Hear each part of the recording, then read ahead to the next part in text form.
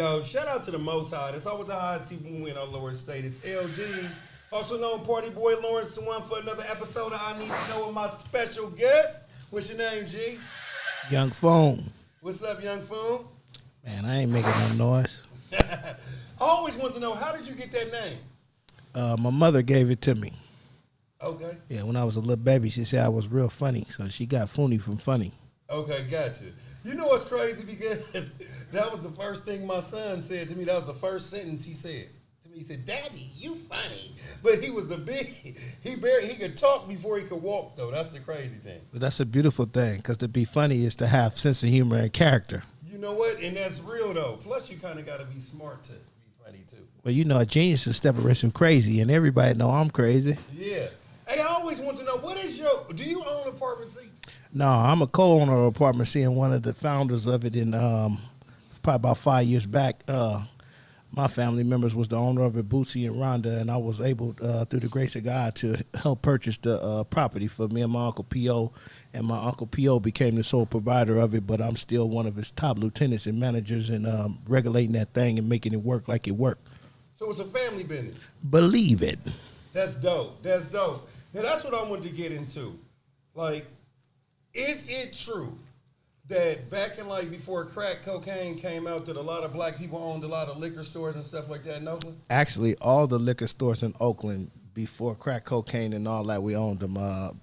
Corner of 90th, which is Seeley's Liquors, the same people who owned Apartment C, and the building that I acquired next door and turned it into the tax place was all owned by Joe and Seeley. They also owned the check casting place across the street. So all that whole area was black owned. Booker's was a black man. Lee's Market on 96 and Mac, where I'm from, was black owned. Predominantly everything was black owned because they wasn't liquor stores. They was stores in markets. That's where you got your fruits, your vegetables, and your local products, you know what I mean? And then later on down the line, our people start depreciating our own businesses by hanging out and selling drugs in front of them and killing people in front of them, peeing in front of them, and just depreciating the black-owned businesses to where the older black people that came from the 70s and the 60s, it was something that they couldn't handle, and they just start selling the businesses to these people coming from India and other places, you know, that didn't care. They just wanted to get that American dollar. Okay. Now, I know you from East Oakland. Was it even black owned? I'm actually from Earth. That's my turf. Okay. We could do that, too. But I was born in East Oakland in Highland Hospital. My mother moved to Hayward, California when I was a young kid. Me and my brother ended up pioneering that city, and then we came back to Oakland to claim what was ours, the Mecca. Now I'm back home in Oakland doing what I'm doing for my community and the people's champ. And why do you call Oakland the Mecca? It's the Mecca. It's the home, the only place in the world, the littlest, biggest city with the most boats. Nowhere you can go in the world. I done been all around Atlanta, Texas, everything, not knocking nothing, I like it, but ain't nothing like Oakland. You know what I mean? You know, we got MC Hammer, Gary Payton, Damon Lillard, even Tom Hanks, you know, one of the baddest white men we ever seen, you know what I mean, came up out of Oakland, you know what I mean? So we just the trendsetters for so much, man. We the only place in the world where they got the size show, you know what I mean? Richie Rich, you know what I mean? Too Short. So, you know, MC Hammer, all that, man. So Oakland is the Mecca, man. This is where the home of the Black Panthers, you know, where we trendsetted the revolution of social justice around the world. So when you think of Oakland, everybody really do what's going on in Oakland. You know what I mean? Oakland sets the trends and the fads for the Bay Area. No disrespect to the brother cities, but Oakland has always been like that. You know what I mean? Along with Frisco, Vallejo, and East Palo Alto, and, you know, the rest of our cities, Richmond, helping uphold the Bayness, you know, but Oakland has always been on the forefront.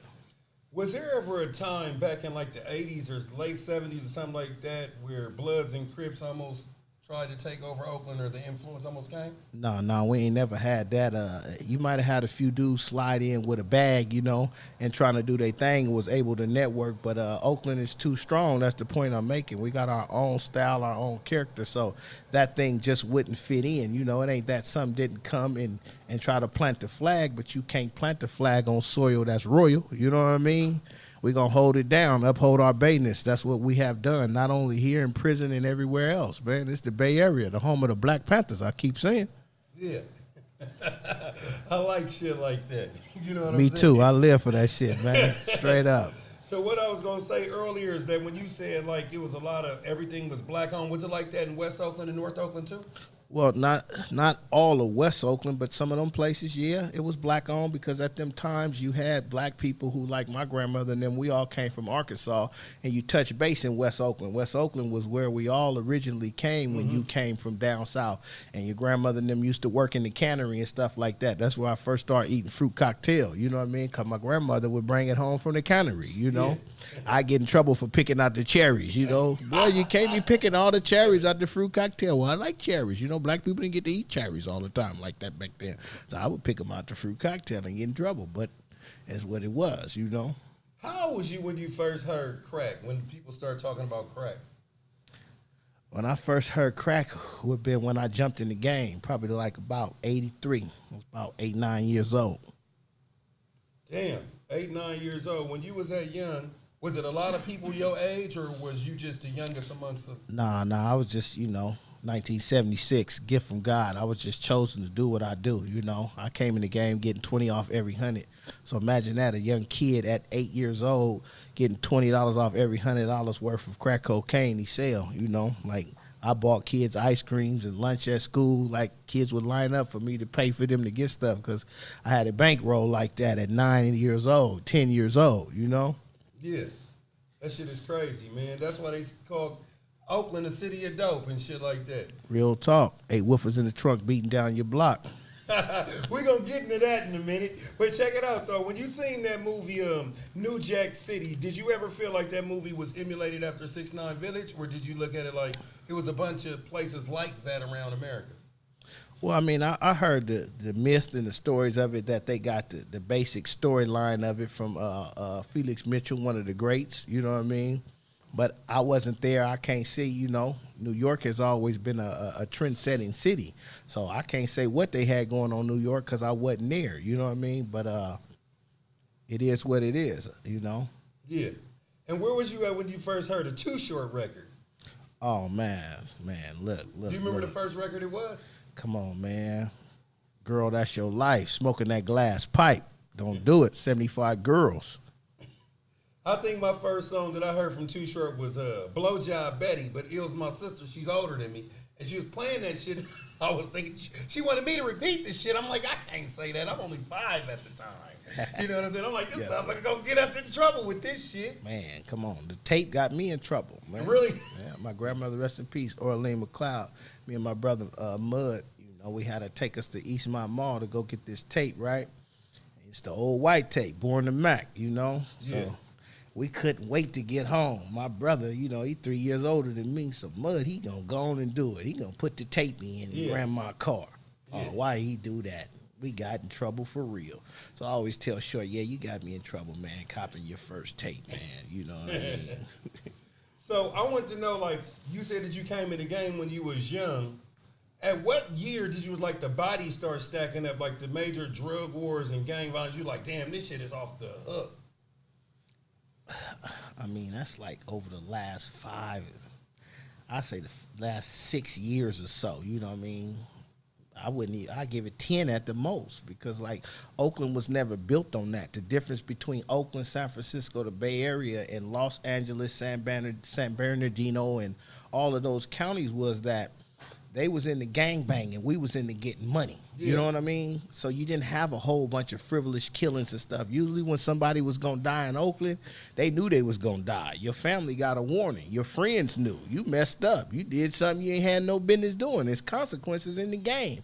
So it wasn't like people were just riding by doing drive-bys on some, oh, you got red on, you got blue on, not knocking our Crips and Bloods brothers because, you know, I love everybody that's black and represent what they represent, but Oakland has always represented something different. They always thought us to be pimps and players. You know, fly guys about the money, the jewelry, cars, girls, and clothes, you know what I mean? Which was true, you know, but at the same time, we kick ass and take names later too, though. You know what I mean? We was just as gangster as them. We just wasn't about doing drive-bys and putting in work on our people for frivolous stuff, you know what I mean? You take my money, you mess with my family, something with principle and cause, that's when we got down, you know what I mean? So you didn't have a bunch of frivolous killings in Oakland until they start carrying this gangbang mentality. You got the new generations that gangbanging is fascinating, and most of us grow up in broken homes to where when you become part of a game, you become part of something. If you ain't got no daddy or no mama or no sister or no brother or nobody taking care of you, well, guess what?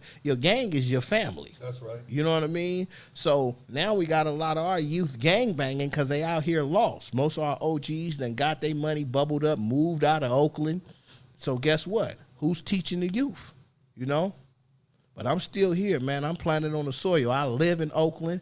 I get down in Oakland. I help provide jobs and services for my people in Oakland.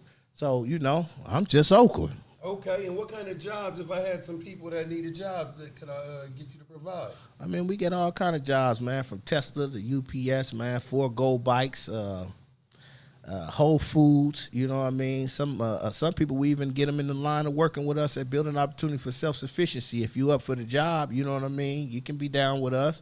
We'll bring you in, but this is a skill set that just ain't for any and everybody. You know what I mean? You got to really be for the people, by the people, you know? Yeah, is that Boss you were speaking of? Yes, sir. Okay, tell me more about Boss. Well, you know, they brought a boss to a boss, you know? So I'm in it for a boss cause, not a lost cause. Is Boss, that's a self-empowerment center, right? Boss is an organization been around for almost 40-something years. They were specializing in massive homelessness. And later, my brother Timothy Smith and Donald Frazier and a few other dudes, they got together and they went out after this social justice stuff, man. And that's how I came in play, you know, power to the people, you know, that we built on with this new stuff that we got with the C-Tech. And we got a few other sites that, you know, we doing things. But, yeah, that's how Boss came about as far as with the job opportunities and things like that, career training and employment center. You know, that's one of the big pieces that we got going on, that service in the community and brothers and sisters coming home from jail. We getting them off the streets, man. We helping them with housing and education. Some of us ain't get a GED. We trying to show them that they can get back in it, man, and go to school. You know what I mean? Just giving our people a second chance, man. Yeah, because sometimes that's all people need is a second chance. No, all the time. That's what we need, man. And you know, if most of us would got that, a lot of our people that's down and out where they at now, man, they wouldn't be there if we had places like Boss. You know, I know a gang of my homies wouldn't been in the pen because I would have been able to help them out. My brother Martin and my little brother Ray Ryder and the work he doing, we would have been able to touch the people in the community and lead them just like we did with crack. People didn't sell crack and sell dope because that's what they wanted to do. People did that because they wanted to make money. Yeah. Period. Okay. And in retrospect, I got to ask you a question. Do you think that people look at Oakland as more of a city that pimp or sell dope? Both. Equally? Yeah. Okay. And speaking of macking and shit like that, I just got to ask you this question. You've been around like me. What is your favorite Too Short album? Born to Mac. Okay. I'm sure Dog's in the house. The blue. I'm Born to Mac. I don't care what you think. I'm young and fresh and having bank. And you know what's crazy? You know, I thought Get In Where You Fit In was phenomenal too. The first 5 is going crazy. It was. You know what? That was one of the best albums Too Short ever did because that was the album Too Short collaborated with Goldie and Hassani and Banks. You know what I mean? Pooh Man. I mean, you had a collaboration of dudes with that album, man. That thing was off the chain. That's still one of my favorite albums too. You know, but Born to Mac is the game instructions, man, to this thing, man. If you really from this Bay thing, man, the drop Barrett's, man, on Gold, Zenith, and Vogues. That's the legendary album cover, man. That's what took Too Short's career, man. What Nelly say? I'm born to Mac like Todd Shaw. I'm going downtown, baby. Yo Street or baby. I pop in Too Short tape. Born to Mac. We hard hitters. We weird splitters. We uptown Cali, yo third ward niggas. So come on, man. That album trend set it, man. What dudes is doing all around the world, man. That album, man, alone, man, made me so fresh and so fly myself. You know what I mean? That album, it was the game instructions. You know what I mean? On how to be a player, how to be fly. You know what I mean? How to burn rubber and hot side on the bra. What you buy? You know what I mean? So, yeah, that's the game instructions. Born to Mac. I love everything Too Short ever put out because he's a gift. He's a gift to the game. He's the black Hugh Hefner to me. You know what I mean?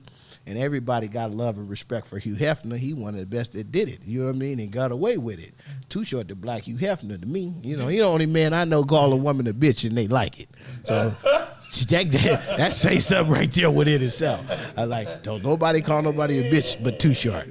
And you just say, bitch, and they smile. I say, boy, you got it going on. Would you consider Too Short one of the founding fathers of rap? For sure.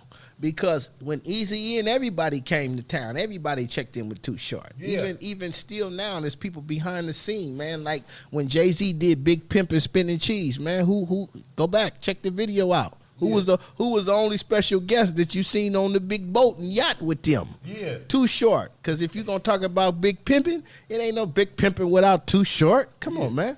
You know what's crazy? Because Too Short did the most songs with the most other famous rappers than any other rapper. Man, Too Short got more albums and songs than anybody you know. Shit, him and LL Cool J probably up there neck and neck. Yeah. And I think LL Cool J the only dude probably got as many songs and albums as Too Short, man, on the real.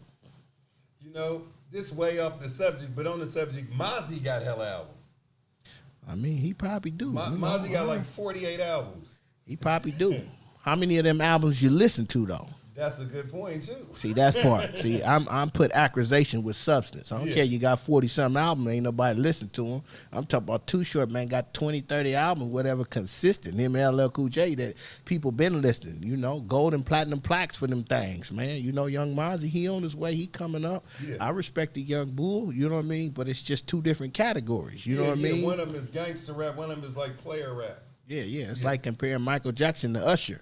It's two different things. You know what I mean? They both raw. You think difference? I think comparing Mozzie and Too Short will be more like comparing Michael Jackson and JoJo from Jodeci. Okay, well, I mean, hey, you know, it's all good. I mean, it's just a difference. Yeah. I know you can see the difference in your opinion, my opinion, but it's still a difference. For sure.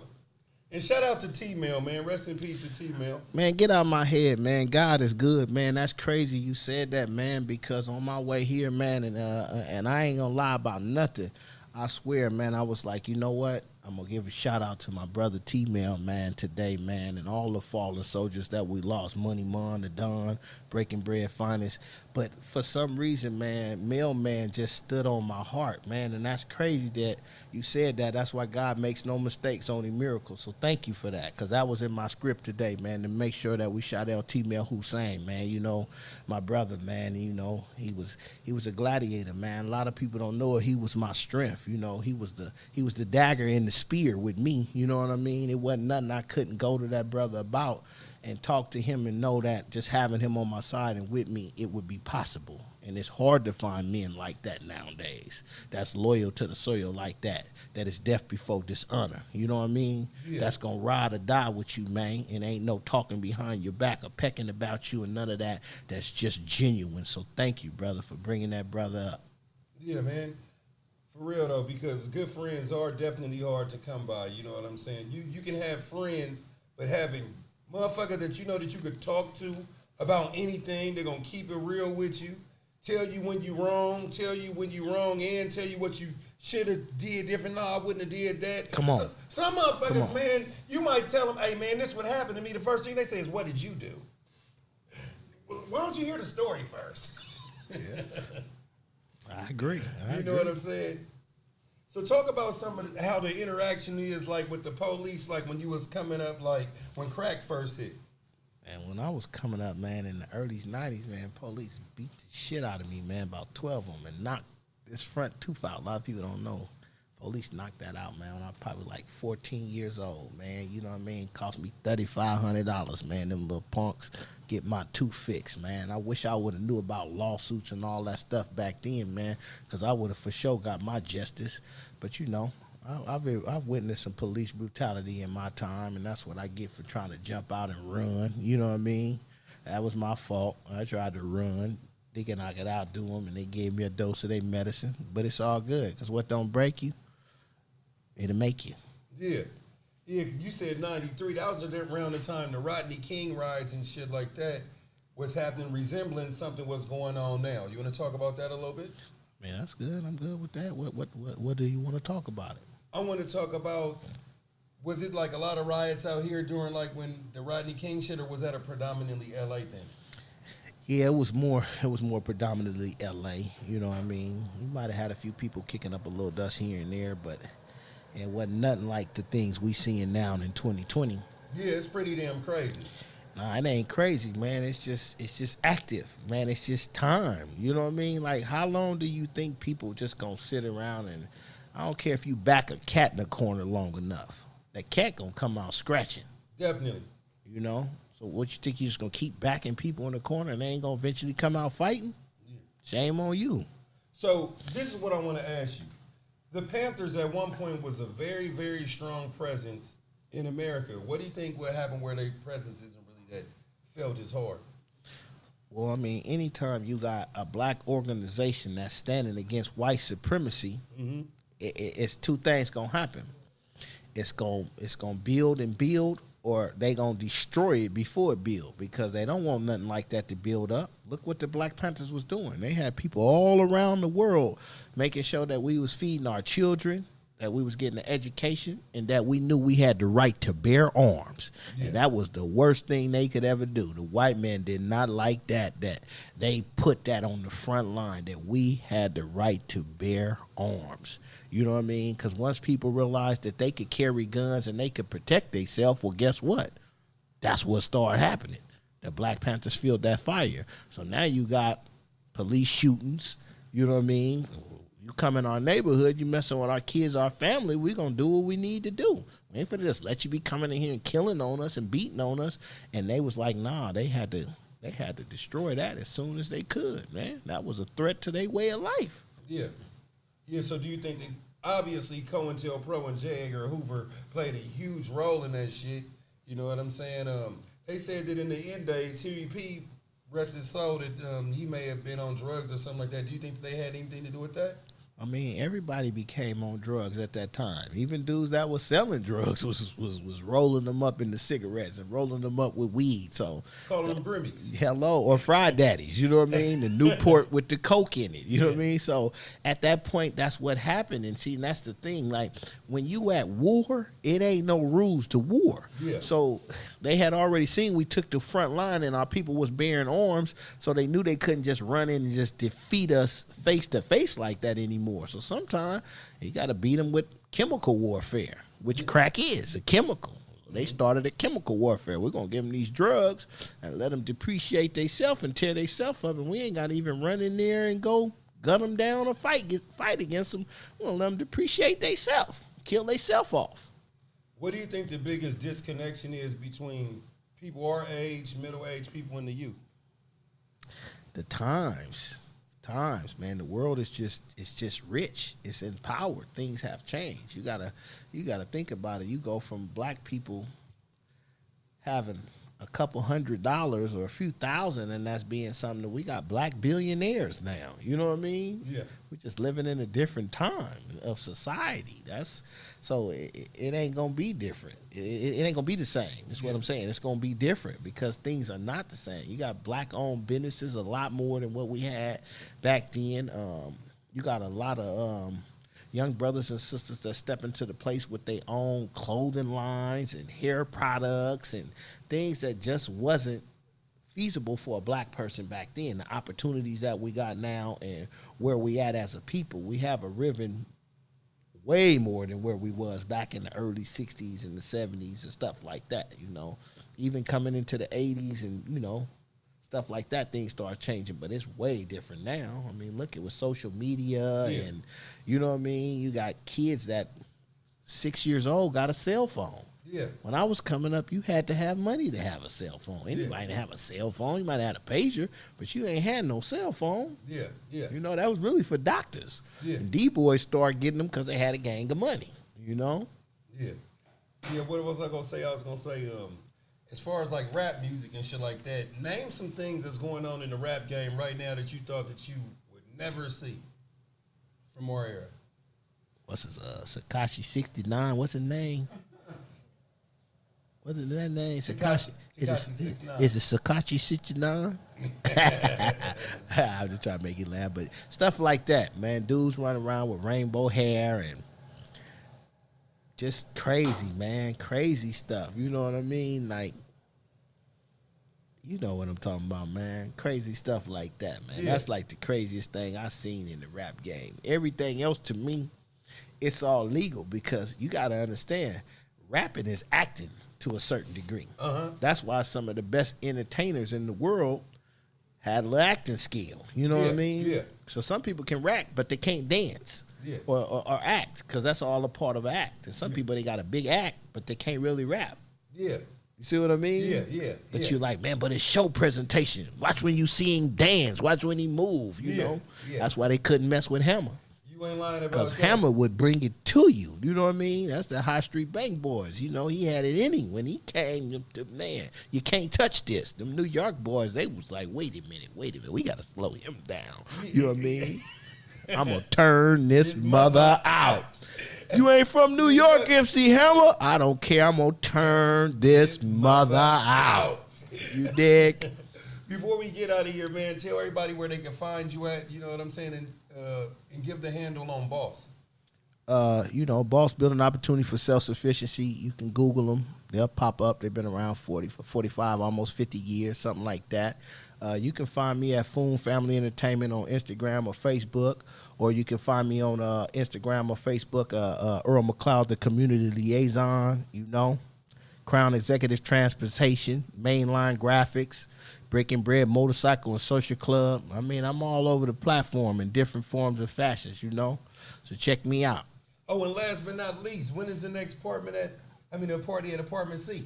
Well, you know, due to the social distancing and stuff like that, we just taking it easy, you know. We black owned, we own the property. We ain't in no rush. We ain't got no managers or nobody down our back telling us what to do or how to do it.